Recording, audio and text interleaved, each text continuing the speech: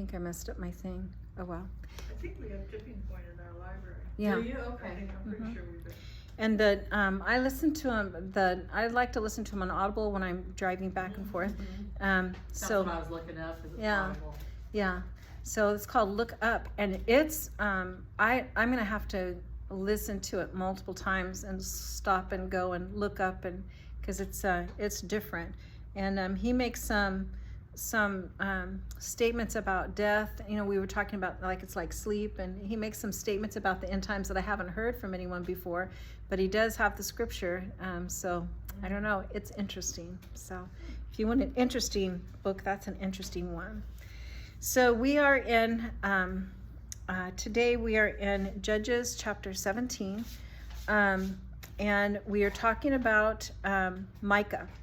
And like we were saying, this is Micah is not a judge, and we had talked about Ibzan, Elon, and Abdon. They were minor judges, but they lived lavish lives. Remember, they had 30 donkeys, 30 kids, all of that. And that's not what judges were supposed to be doing. So Micah is not a judge. The 13 judges are done, and this is not about judging, but this is about what happened with these tribes as we go past the judges. This Micah has no relation to the book of Micah? No. Okay. Well, no. Different people, because this Micah could not be that Micah.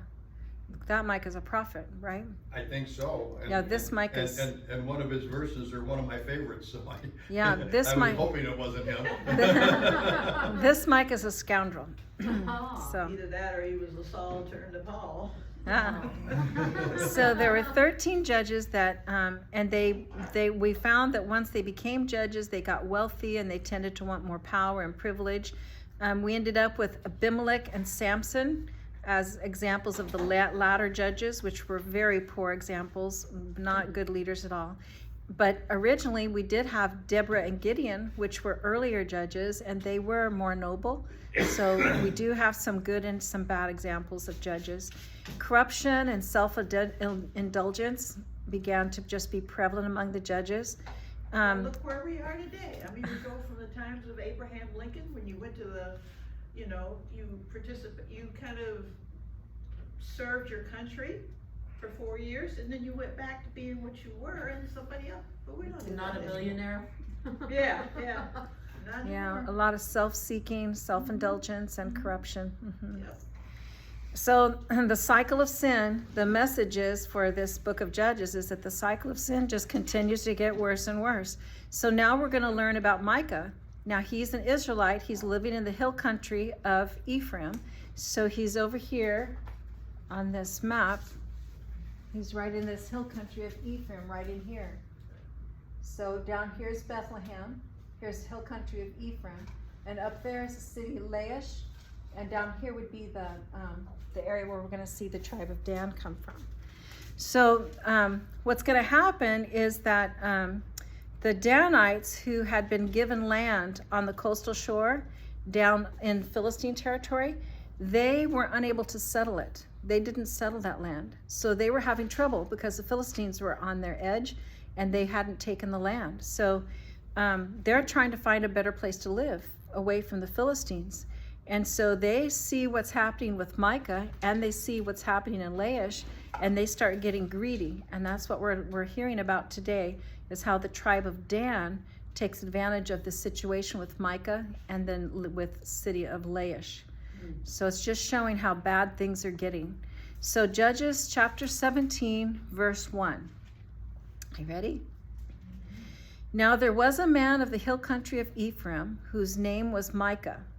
He said to his mother, "The 1,100 pieces of silver which were taken from you, about which you uttered a curse in my hearing, behold, the silver is with me. I took it." Okay. What's he saying? "I heard you getting really mad, Mom, about your missing silver. Just want to let you know I took it." Okay, so what would your reaction be before you answer? Next verse. And his mother said, "Blessed be my son by the Lord." He then returned the 1,100 pieces of silver to his mother, and his mother said, I wholly dedicate the silver from my hand to the Lord for my son to make a graven image and a molten image. Now, therefore, I will return them to you. Okay, so what's the deal here? Talk about depravity, right? Okay, verse 4. So when he returned the silver to his mother took 200 pieces of silver. Now back up. In the verse just before it says, I wholly dedicate the silver from my hand to the Lord for my son. All of it. And then in verse 4, she took 200 pieces of the silver and gave them to the silversmith, who made them into a graven image and a molten image, and they were in the house of Micah. And the man Micah had a shrine, and he made an ephod and household idols and consecrated one of his sons that he might become his priest. In those days, there was no king in Israel. Every man did what was right in his own eyes. Okay. And that is going to be the theme of this section, Well, that they're doing just what they consider to be good, Micah's mother had lived long enough to have grandkids. apparently. Yeah. And out of gratitude, she consecrates the 1,100 pieces of silver to the Lord, but only actually uses 200. But then Micah creates an idol with it and appoints his own priest. Is he supposed to have his own household priest? No. One of his sons? Is he Levite? Nope, not Levite. So that's all, everything's screwed up from the very beginning. Judges 17:7. Now there was a young man from Bethlehem in Judah. Now this Bethlehem in Judah is the one I showed you on the map here. On that map, Bethlehem of Judah. That's the one that Jesus was born in. Remember, there's multiple Bethlehems in the land. This happens to be the same one that Jesus was born in. Of the family of Judah, who was a Levite, and he was staying there. Now, is a Levite supposed to be in Bethlehem? Where are the Levites supposed to be? Supposed to be out and about. In the Levite cities. There's 48 cities established for Levites where they're supposed to do They're their scattered among all the other tribes, are they not? within the other tribes, but not in Bethlehem of Judah. Okay. Bethlehem was not a Levitical city. So he's in Bethlehem where he's not supposed to be. He's supposed to be serving as a priest, as a Levite. That's where he's supposed to be, in one of those 48 cities, 6 of which are cities of refuge. So he could have been any of those places, but he's not supposed to be here. So just so you know, verse 8. Then the man departed from the city, from Bethlehem in Judah, to stay wherever he might find a place. As he made his journey, he came to the hill country of Ephraim, to the house of Micah. Micah said to him, Where do you come from? And he said to him, I am a Levite from Bethlehem in Judah, and I'm going to stay wherever I might find a place. Micah then said to him, Dwell with me, and be a father and a priest to me, and I will give you 10 pieces of silver a year, a suit of clothes, and your maintenance. So the Levite went in. The Levite agreed to live with the man, and the young man became to him like one of his sons. So what do you think of that? Not very much. What are the rules he's breaking? He's in the wrong place. Are Levites supposed to be servants of the head of the house, the patriarchs? No. Supposed to be serving under God, not under the patriarch of the house, not under Micah. What about the molten images and the idols? You're not supposed to have any of that, right? And yet now he's the leader of worshiping the idols. But he's lying too, because he's really not a Levite? He is a Levite. Oh, he is, okay. Not Micah, this guy, this priest, is a Levite. Okay. And that's the problem. Levites had their own cities, and he was supposed to be living in one of those cities. Right. Verse 12. So Micah consecrated the Levite, and the young man became his priest and lived in the house of Micah. Then Micah said, Now I know that the Lord will prosper me, seeing I have a Levite as priest. Okay, you can install your own private priest, and God's going to bless you. Yes, that's exactly the concept. And back up in verse 11 when it says, And the young man became to him like one of his sons. That's like saying the priest became just like him, crooked as Micah and his sons were. So here we have the map of the area. So you can see Bethlehem of Judah is down here. This is the hill country where Micah's house is at. And up here is Laish, which later will become Dan. And down in here is going to be where this tribe of Dan comes up next. So the Judges chapter 18. In those days, there was no king of Israel. Now, this, how many times we've seen this so far just in this passage? They're making sure we understand that concept. Second time, yes, in this section, second time, there was no king of Israel. And in those days, the tribe of Danites were seeking an inheritance for themselves to live in, for until that day, an inheritance had not been allotted to them as a possession among the tribes. Liar, liar, pants on fire. They had been allotted. This is the land they were allotted, that dark green spot. But look who's just below them. The Philistines. Yes. And they didn't want to be, the Philistines weren't very cooperative with being giving them the piece of their land. Now, what color is the Philistine place on that It's map? just below right here. It's kind of I can't see your tan, pointer. It's kind of beige. beige tan, right there on the water. Oh, okay, Below, right Here's the there. Philistines, okay. and there's Dan. Yeah, all right, I got you. So the Philistines are here. Dan has not captured all their land. Remember, we had some tribes that came into their land, but then they didn't go flesh out all the people. And the Philistines were tough dudes, and they just had not finished the job there. Okay, so where are we? Okay. Let's see, where are we at? Verse 2? Is that right? 18, verse 2? So the sons of Dan sent from their family 5 men out of their whole number. Okay, just 5. Valiant men from Zorah and Eshtaol to spy out the land and to search it. Now, they're going in to search their brother's land, right? So that does not seem good, right? If you were going to go search out the Philistines, you'd be going to see how you were going to get in there to conquer them. But why are you going to your brother's land? That's not the land that they were designated for. To spy out the land, to search it. And they said to him, go search the land. And they came to the hill country of Ephraim, to the house of Micah, and lodged there. When they were near the house of Micah, they recognized the voice of the young man, the Levite.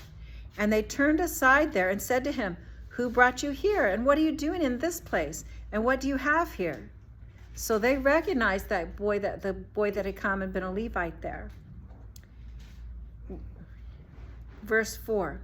He said to them, thus and so has Micah done to me. So he told about what had happened. And he has hired me, and I have become his priest. They said to him, inquire of God, please, that we may know whether our way on which we are going will be prosperous. The priest said to them, go in peace. Your way in which you are going has the Lord's approval. Now, does he know that? No. So this whole thing begins, Jerry, in 18 verse 1. In those days there was no king of Israel. That's the foreshadowing. This has been getting worse and worse as it goes over. And in 8:23, it said Gideon, which was a relatively good judge. He said, I will not rule over you. The Lord must rule over you. See, in this book of Judges, when a judge came, they weren't the ones who were ruling over. They just did a certain job. And so they help make decisions. They help follow the law, but they're not going to rule over. Gideon was a good example of one said, I'm not ruling over you. The Lord must rule over you. Is that what this Levitical priest is saying? Or Micah? No. So they're not recognizing God as their king or anyone else. And we know that it's not true that they said they did not have a heritage, but they did have a heritage. That little dark green piece was their heritage, very fruitful land, but the Philistines liked it too, and they didn't want to get it from them. So I want to make sure I have...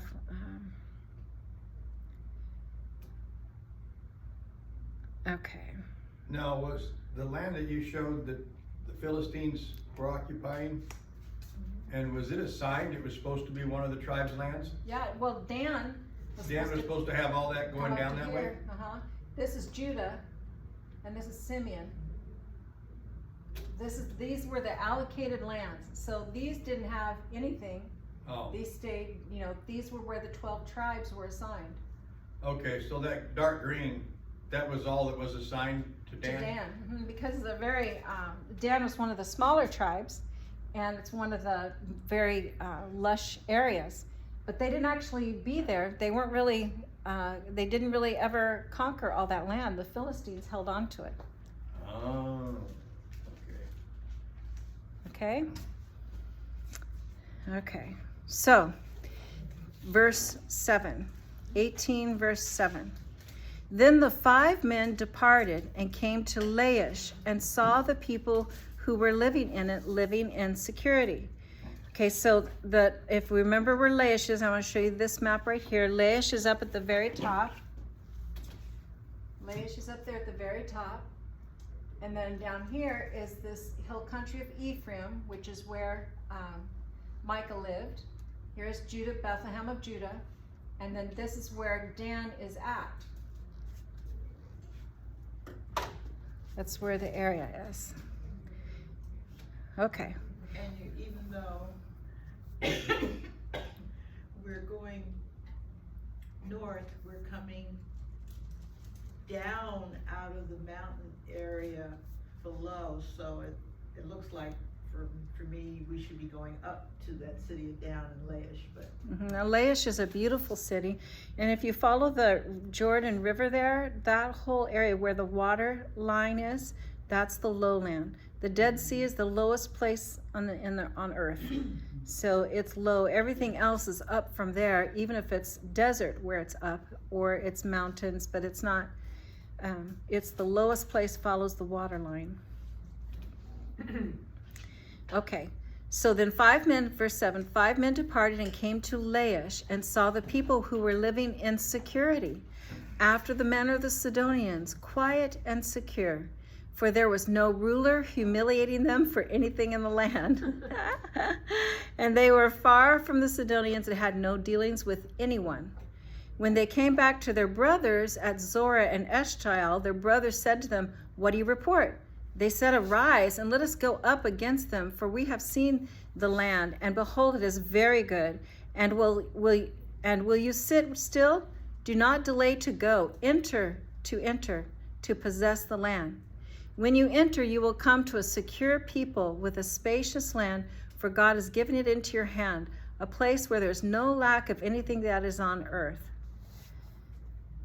So that was not their heritage. That is not true.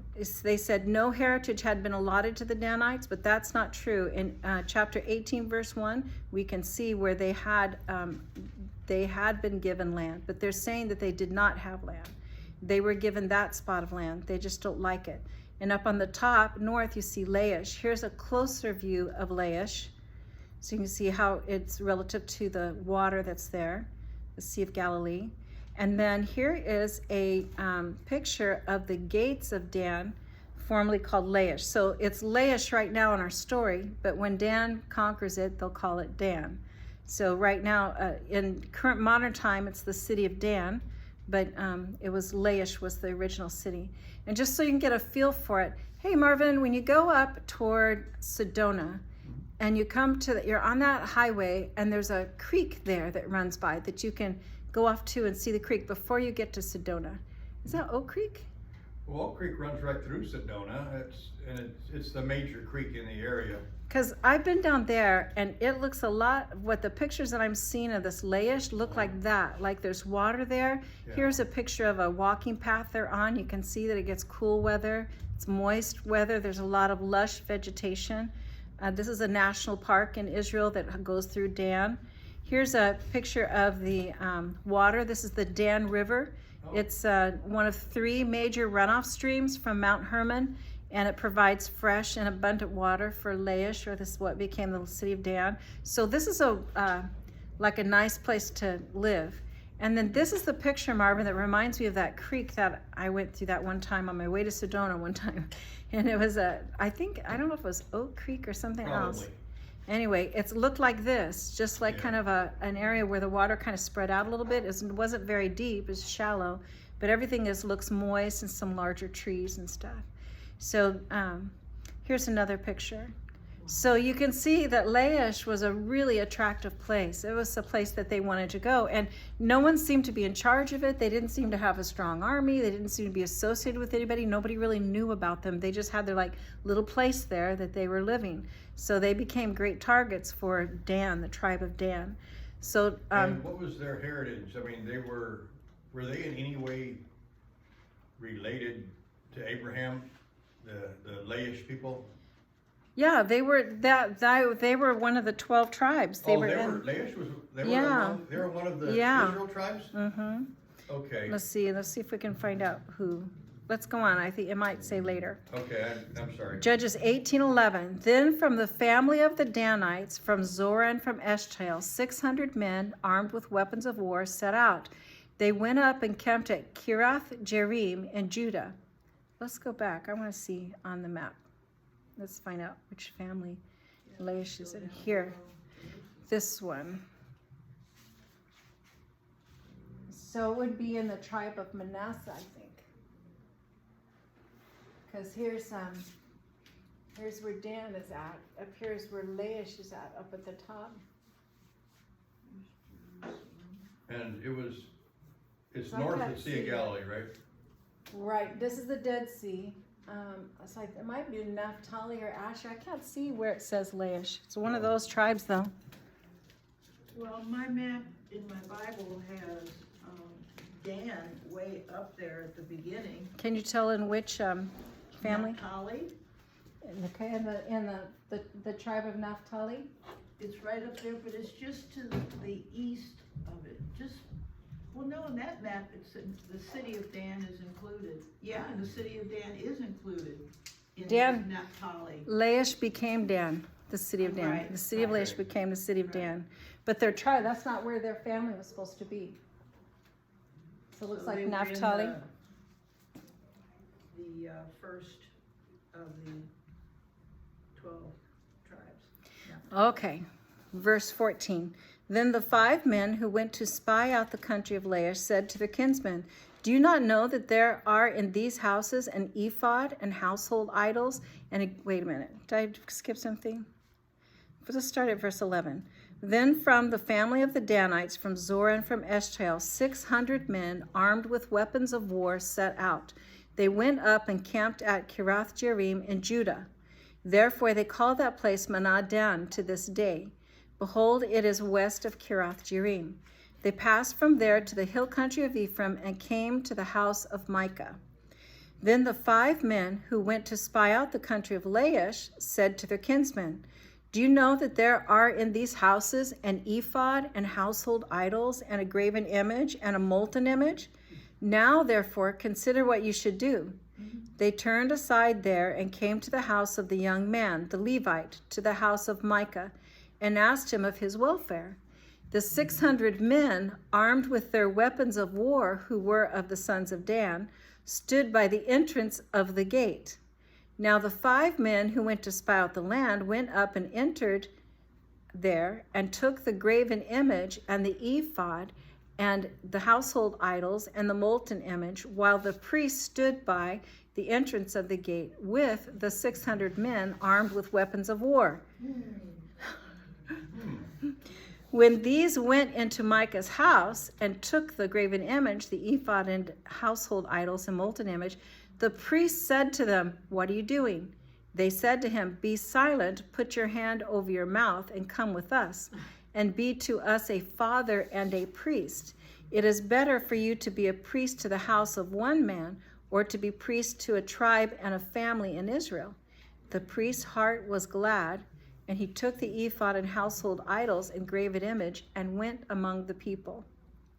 So the priest becomes the priest to the tribe of Dan. Oh my goodness. Then they turned and departed and put the little ones and the livestock and the valuables in front of them. When they had gone some distance from the house of Micah, the men who were in the houses near Micah's house assembled and overtook the sons of Dan. So other people who were around who saw this happen, they came up to try to fight or try to do something. They cried to the sons of Dan, who turned around and said to Micah, "What is the matter with you that you have assembled together?" He said, "You have taken away my gods, which I made." and the priest, I'm going to put, which I bought, and have gone away. And what do I have besides? So how can you say to me, what is the matter with you? The sons of Dan said to him, do not let your voice be heard among us, or else fierce men will fall upon you, and you will lose your life with the lives of your household. So the sons of Dan went on their way, and when Micah saw that they were too strong for him, he turned and went back to his house. You've taken my God that I made. Oh my. What a tragedy. Here's the guys. What do you think? The soldiers. Judges 18, verse 27. Then they took what Micah had made, and the priests who had belonged to him, and came to Laish, to a people quiet and secure, and struck them with the edge of the sword, and they burned the city with fire. And there was no one to deliver them, because it was far from Sidon, and they had no dealings with anyone. And it was in the valley which is near Beer-Rebab, and they, the Danites, rebuilt the city and lived in it. They called the name of the city Dan, after the name of Dan their father, who was born in Israel. However, the name of the city formerly was Laish. The sons of Dan set up for themselves the graven image, and Jonathan, the son of Gershom, the son of Manasseh, he and his sons were priests to the tribe of the Danites until the day of the captivity of the land. So they set up for themselves Micah's graven image, which he had made, all the time that the house of God was at Shiloh. So who's the person connected to Manasseh? Moses. So these sons of Moses ended up setting up the graven image and being the priests for the tribe of Dan there. So is there anything good in any of this story? No. That's the whole point. The whole point is how they've sunk to this low. The Danites reject the land God gave them. They rob Micah. They join with a crooked priest, and they even steal Micah's idols. The Danites murder and plunder the peaceful people of Laish. They worship Micah's idols. And Moses' grandson and his family serve as priests for the corrupt Danites. So why did Micah steal 1,100 pieces of silver from his mother? He was a scoundrel. Because he was a thief. You're not a thief because you steal because you are a thief. What we see here is these actions are showing us the character and the morality of these people and how degraded they've become over time. How does his mother react to the stealing of the idols or the money? It's almost like she just turned, she's like doesn't want to accept that her son is a thief. Did she discipline him? Did she say No. anything was wrong? Oh, my precious boy, thank you for bringing it back. Yeah. You know, like it was a blessing that he admitted what he did. Don't we see that today? Oh, yeah. Yeah.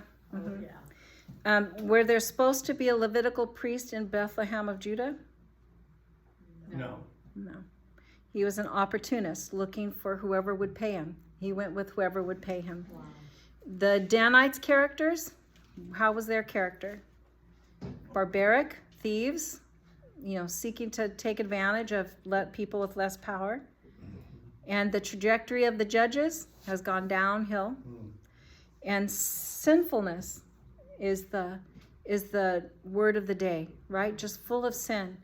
So the scripture says itself, in those days there was no king in Israel. Every man did what was right in his own eyes. Just like today. Yeah. This is setting us up for King David. And what is today setting us up? For King Jesus. Oh, Can you see the parallel? yeah. We were told that sin would abound, that we were told that in these end times things were going to spiral out of control. That's what's happening here in Judges, and that's what's happening in our world today.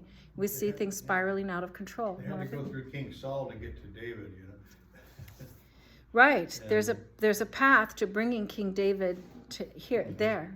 Right. And it took the time. When we get into David, we're going to see that many years God spent preparing David to be king. It took many years and many experiences for him to be the king that he was. He wasn't just born that way. He had a lot of experiences with Saul and with the things going on in the kingdom. But this is what is leading towards establishing a king, because the judges didn't work. So are they going to always like having a king? No. Eventually they're going to buck, and they're not going to like having the king and be defiant against the king. So it's kind of like they're proving here that it was necessary to have a king, because they weren't doing it the way God would have rather have had it done. What would God have rather had done?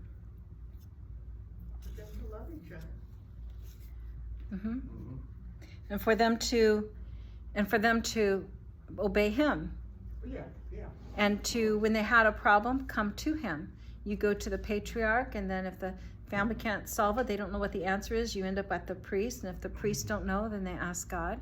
And there was kind of a system for doing that. That's the way he had set it up for them. It was organized and detailed. But they didn't follow that. And where are we today? We struggle with similar problems today, don't we? And we can't even trust because someone says they're a Christian that that's true or that it's meaningful. Eve, would you mind looking up 1 Peter 1, 15 and 16? 1, 15, and 16. Marvin, would you mind looking up Philippians 4, 8 to 13? Okay.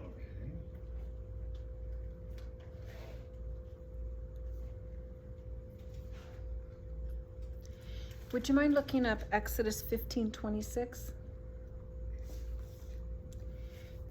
Exodus, what is it? 15, 26. Jerry, do you mind looking up Deuteronomy 6, 18? 6:18, okay.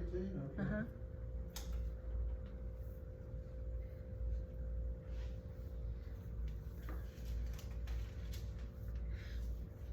Marvin, what does yours say? Now you said verses 8 to 13? Yes.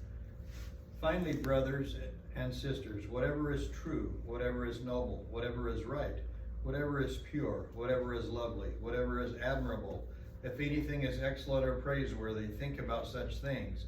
Whatever you have learned or received or heard from me or seen in me, put it into practice, and the God of peace will be with you.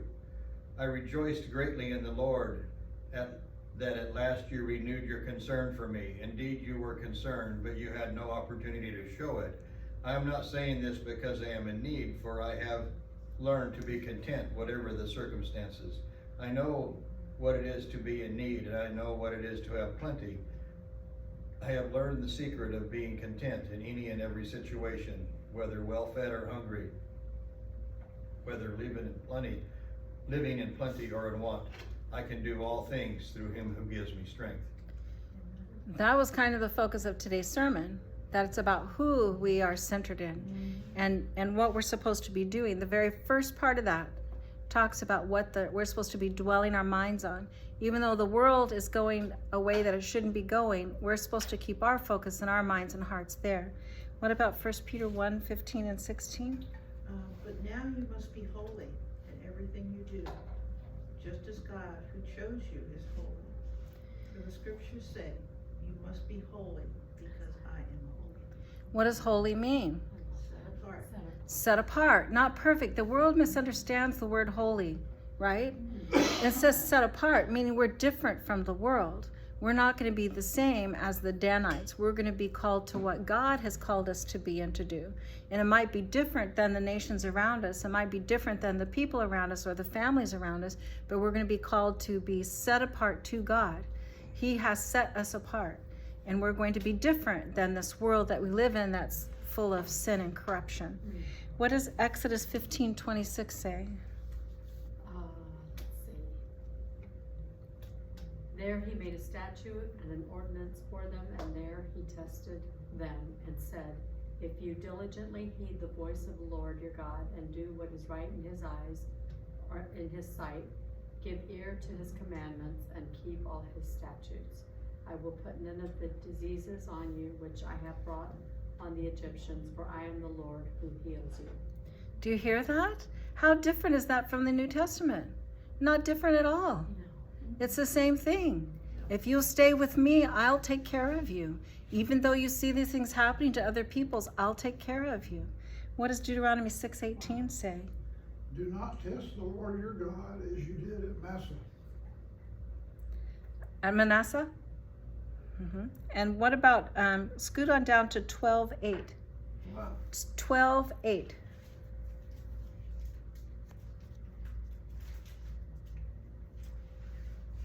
So it says, do not test the Lord your God. And then what's it say in 12:8?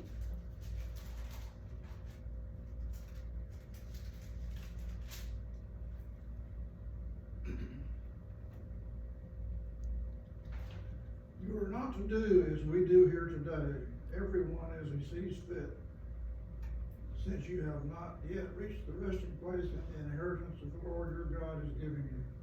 So he's given them instruction on what to do. Thank you. What does 1 Kings 11:38 say? Did you have that? No. Did anybody have 1 Kings? Deuteronomy. You have Deuteronomy.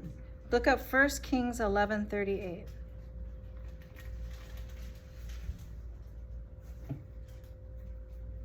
Then it shall be, if you heed all that I command you, walk in my ways, and do what is right in my sight, to keep my statutes and my commandments as my servant David did, then I will be with you and build for you an enduring house as I built for David, and will give Israel to you. So our problem is we continue to be entangled by sin, just like the Danites were. They were greedy. They wanted to get this really nice place to live, so they were disobedient. But everything was wrong from the beginning. Micah's mom, the priest, all the way through, everything's wrong. The sin is just going through everything. And we sometimes act like sin is a New Testament philosophy or an Old Testament philosophy, but sin is sin. And what did they do on the two mounts, Gerizim? On one mount, they said the curses, and on one mount, they said the blessings. And what were those dependent on? Obeying my commandments. If you do what I say here to you today, it will go well with you. If you don't, then these things are going to happen. And that's still true today. When we do what God has instructed us to do, when we follow his commands, we still live a blessed life. Now, is it going to be all roses and pansies? We're going to have struggles. Tell me anyone who doesn't have a struggle. You tell me how a child can grow up and have no struggle. Is that possible? Is it possible for you to go from 1 year old to 2 years old with never falling down? No. With never scraping a knee? With never having somebody that's not nice to you? And not wanting to go to bed when it's time to go to bed? It's not possible. You can't grow, you can't mature without certain limitations, without certain things that are going to happen in life. And we're no different when we're 62. When we're 62, we still have lessons to learn before we become 63.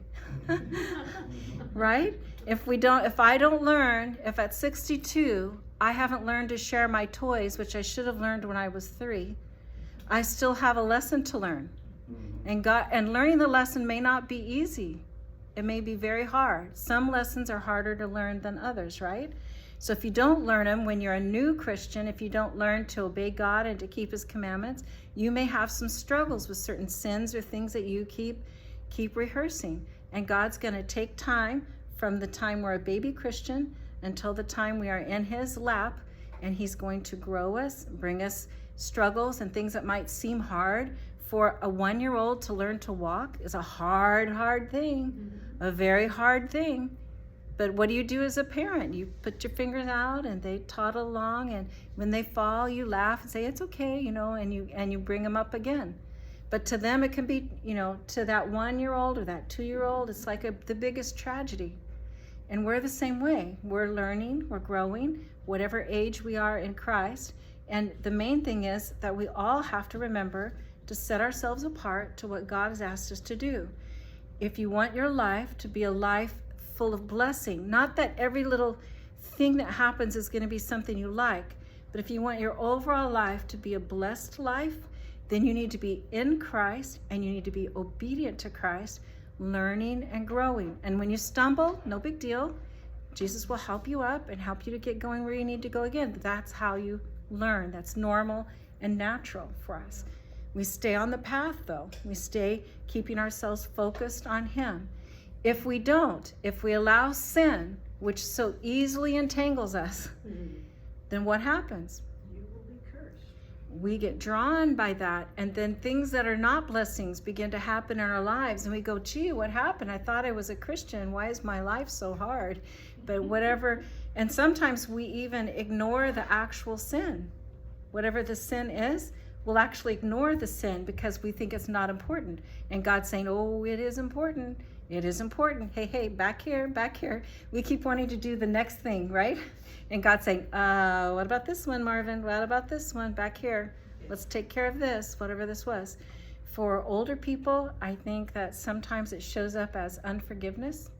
When you have someone who's harmed you in your life or done wrong to you, and then you hold on to the resentment or the hatred or the whatever it is, the vitriol against someone who did you wrong.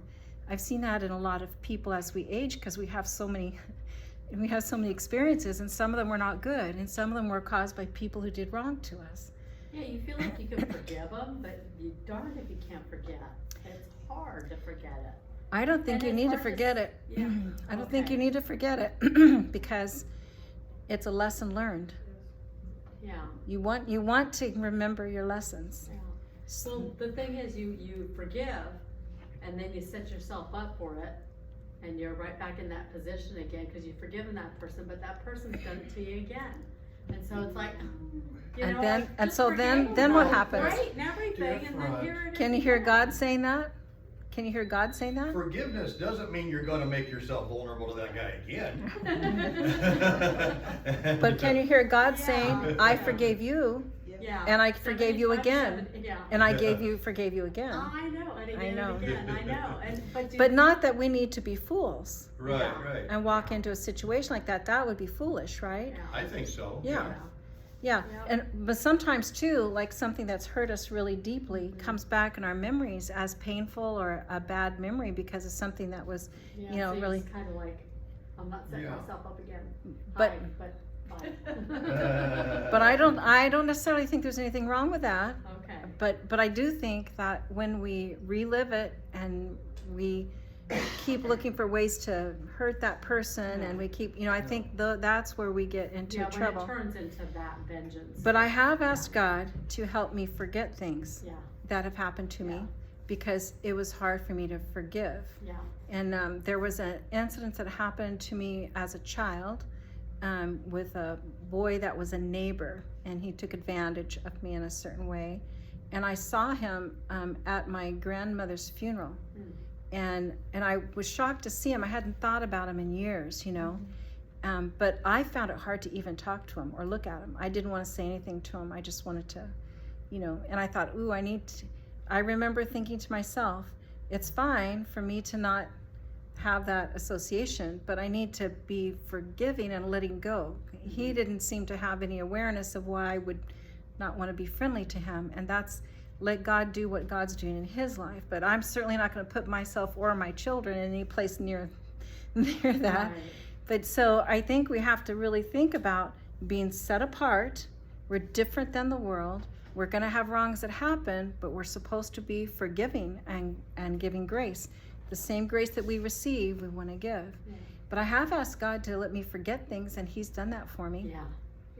Things I mean, it's funny because you can ask God to help you forget, and you forget what it was, but yet you see them, and it's like all of a sudden I'm it's mad back. at you, but I know, all of a sudden it's back. Yeah. So it's then back, what? But you can't remember exactly what they did, but you know you're mad at them. And so, and then the question is, what do you do then? I don't know.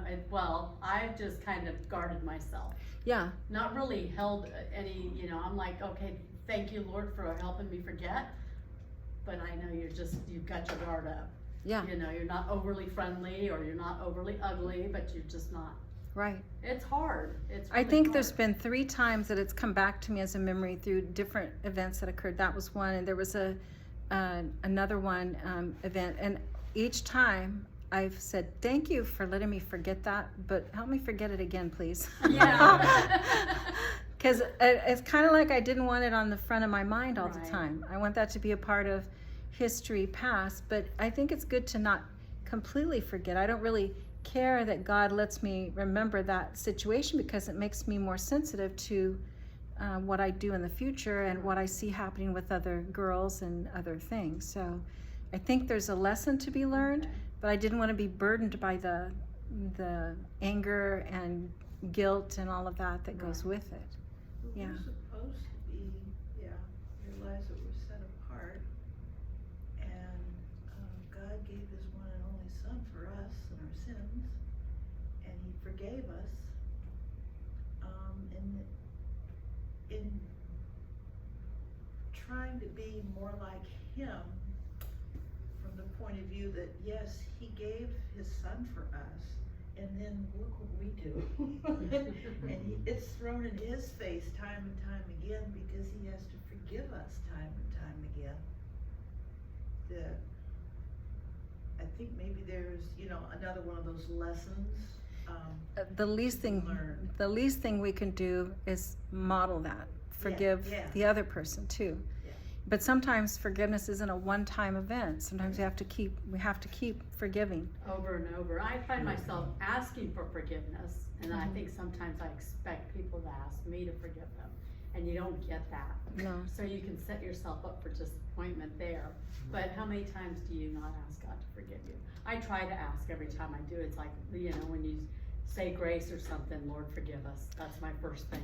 We live Because in every day. But we live in forgiveness. We Yeah. live in a state of forgiveness. Oh, thank you. Right, and if we decline to forgive those who wrong us, resentment can just eat us from the inside like a cancer. Oh, yeah. And that just brings us down without progressing and maturing it, personally to what God would have us to be. Mhm. And that's the other part of the Lord's Prayer, the last two, I think, verses that nobody ever says, Forgive us our trespasses as we forgive But those. it goes long beyond that to say, and God says that if you don't forgive them, I won't forgive you. Point blank. Yeah, Cut, dried, done. yeah.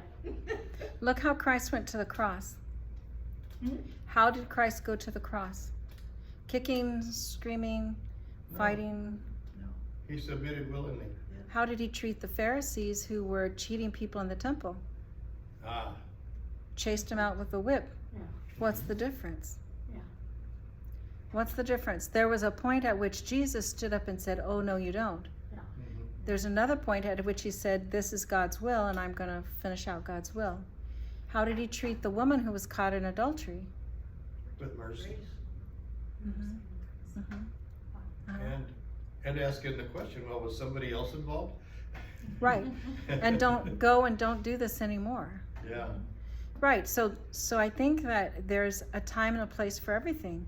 But like we were talking about in Kings, the battle belongs to the Lord.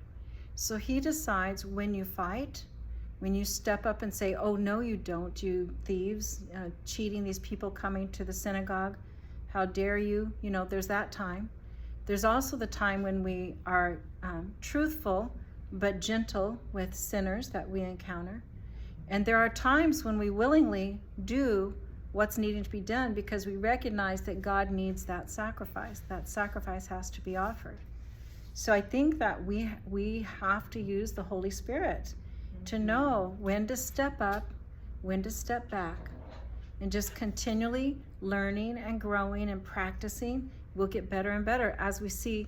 Maybe if I'm a more mature Christian, I might model a behavior that someone else will pick up on.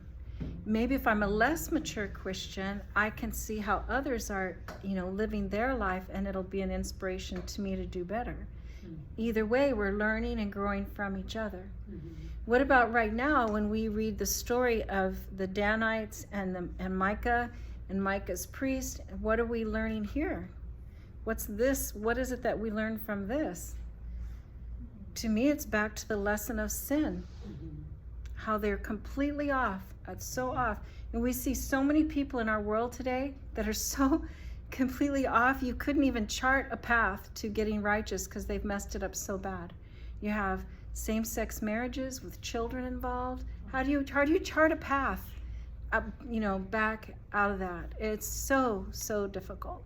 So it gets real entwined. But what we have to do is focus on what we know God has given us to do what is right, and things will go well with us. And how When we does don't, a child growing up in that environment have a decent chance of coming out with proper understandings of relationships. I don't know, Marvin, and They I really don't.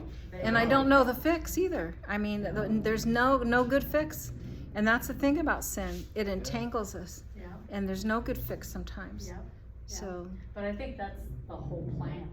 Yeah. Yeah. Because it's evil against family. yes, Right, Against the right, family and, unit, the mom, the dad, the child. I mean, So now you've got two of the same sex. I think it's child abuse that It we is. allow same-sex couples to adopt kids. I do too. I do too. And to say that in our society, you'll be condemned. You're a bigot. Yeah. Yeah. So First Peter, chapter 1, verse 13 says, "Prepare your minds for action, be self-controlled, set your hope fully on the grace to be given you when Christ is revealed. As obedient children, do not conform to the evil desires you had when you lived in ignorance, but just as he who called you is holy, so be holy in all you do. For it is written, be holy, because I am holy." I love that. So that's what we do. We're going to be set apart because he's called us to be set apart. And he will guide us and teach us along the way how to be better set apart, better at being different from this world. You know, I heard this, I mean, not to get off point, but I heard this one young man, not real young, his name was Christopher Yuan. I don't know if you ever heard of him, but he had a book called Out of a Far Place. And he was a homosexual, and his mom prayed. And at any rate, he ended up coming out of it, but his big thing is, and now he's a preacher, he's a pastor. His big thing was that verse exactly. God didn't call him, doesn't say be straight or be homosexual. The biggest thing is that God says to be holy as I am holy. And that's, don't fixate on the other. If you're holy and set apart, like he says, and that to me was an eye opener, don't concentrate so much on, Focus on God and who that's he it. is. Focus on We're God. set And apart to take your him. Focus off of, Yeah, same Yeah. thing Mark was saying today in the set. Yes. Set your eyes and your first Yes. place is Jesus. yeah, Yes, yeah. yes, And I mean, absolutely. that's the only message that we can give people that are struggling with that same-sex attraction, because a lot of them feel like, and that's what this world is getting, is where they're, 10, 15 years ago, or even, whatever, it wasn't pushed. They were pushing, just accept us as we are. We want to have, civil unions, whatever. No, we want marriage. No, we want, and it just keeps snowballing and more the more you give into them, and you can't. You have to set yourself apart and stick with the truth from a biblical perspective, Yeah. and not the worldly perspective, because otherwise we get entangled in all that. Sin entangles us, Yeah. it does. Yeah. Lord, I thank you for giving us the story of Micah and of the people of Dan, that we can learn from it and that we can understand how depraved sin can make us, where it just entangles every single piece of our life. There's nothing in the story that's noble or good. It's all been tangled up within the sins that the people here were suffering from. Lord, I pray that we would not live lives like that we would be set apart to you, that we will be set apart from this world and know what it is to live within your grace and your forgiveness. Pray that we might continue to learn and grow in our Christian walk. In Jesus' name we pray. Amen. Amen. We're still to love them though, still to love. Yeah. Just don't condone.